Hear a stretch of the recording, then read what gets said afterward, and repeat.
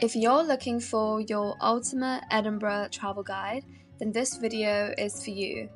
I'll be sharing all the fun things to do on your first trip to Edinburgh and how to go about planning for the Fringe Festival, which runs annually, where you can check out some great performances and a range of super interesting shows. I'm here in Edinburgh for the 2024 Fringe Festival. The Fringe is starting today and I'm kicking off the morning by having a lovely cup of coffee in the Palm Court, which is a lovely restaurant in the Balmoral. After that, I'm headed off to the Royal Mile and I'm going to check out Victoria Street and check out some of the small independent shops there. I'm really looking forward to some of the shows that I have booked. So I've booked a circus show, a magic show, and some theatre shows, and of course comedy shows. I've been to the Fringe before, but I'm really excited to spend the weekend, and hopefully I'll show you some of the main attractions and what the vibe is in the city at the moment. In part 1 of this video, I'm going to share all of my favourite monuments and places to visit, and then in part 2 I'll share a little bit more about planning for the Fringe and logistics of where I stayed and how I travelled around the city. Let's start with one of my favourite monuments in the city, which is the Scot Monument. I personally love the Gothic architecture and the fact that there is a 360 viewing point that you can visit during the day. It costs around £8 and it's actually only open until 4:30, but the views at the top are so beautiful and I really recommend it. One tip is that when you do get to the top, the stairs can be a little bit claustrophobic, so something to be mindful of if this is on your list. One of the best things about Edinburgh is Princess Street Gardens. This is such a great place to check out some of the local monuments like the National Gallery, Scot Monument, and it's a perfect place to just relax and grab a coffee and hang out.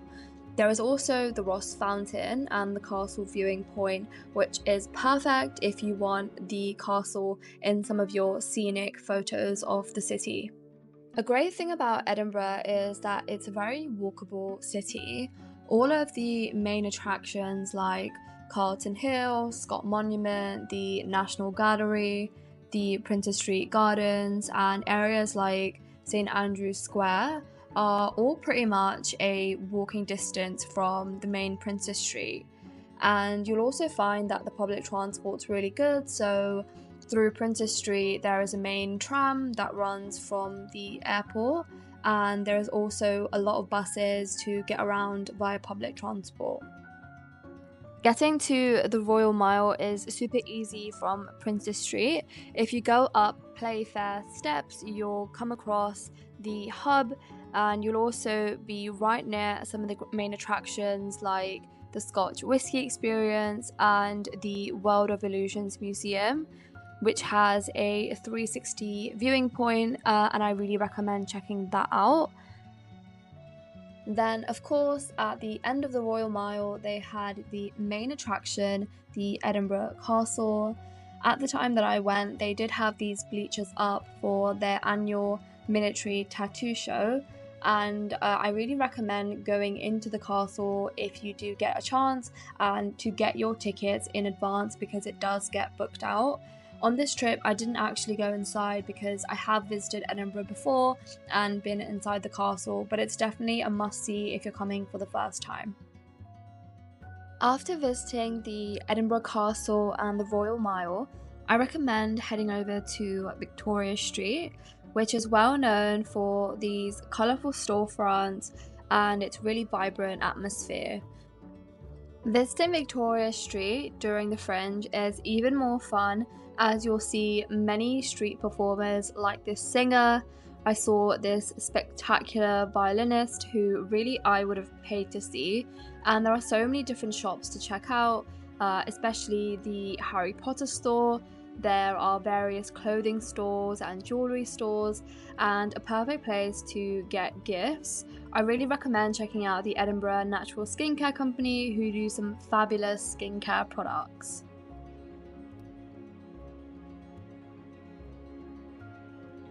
Next, I recommend going to Dean Village, which is a little bit further out from the city centre, but you can get there by bus or it's a 30 to 40 minute walk.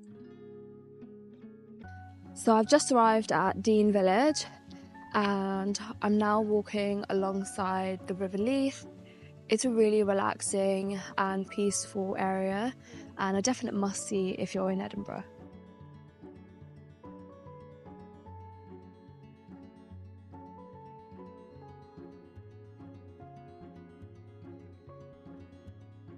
This is one of my favourite areas in Edinburgh. I'm at the Water of Leith, which is a river that runs through Edinburgh. It's a really long river, so you can stop at different checkpoints and just hang out and relax. There's like a walkway down here, so I just spent a couple of minutes just hanging out and enjoying the river and enjoying this very peaceful atmosphere.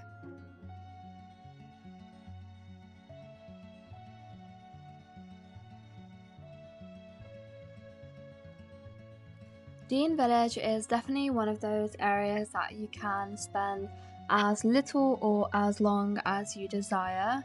I think it's really great whether it's a sunny day or even a cloudy day, just because of how beautiful and scenic the location is. As you'll see throughout some of these clips that I've included in the video, I think the river is so peaceful to walk by and it's perfect if you just want to have a little bit of a stroll.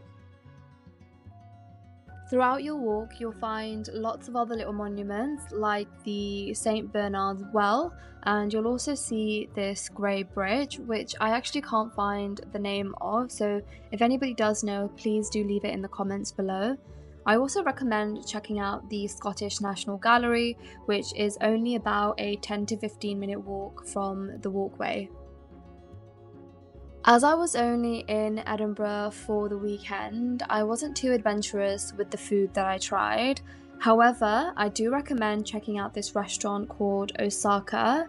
It had a lovely vibe and atmosphere, and I ordered a sushi bento box and also this ramen, which was super flavoursome and really delicious. The vibe and the service was really great, and I definitely recommend it if you're nearby. I also recommend checking out St. James's Quarter, which is great if you want to do a little bit of shopping, but also grab lunch or dinner. They have this restaurant called Bonny and Wild, which is a food court that's great if you're going as a group and want to have lots of different cuisines in one area.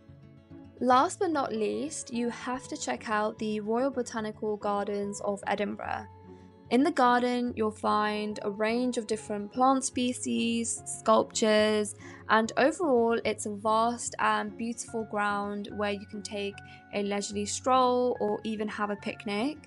If you are visiting for the first time, I do recommend giving yourself around 2.5 hours to 2 hours, as this will give you enough time to check out the different areas, but also spend some time in the gift shop and even in the restaurant.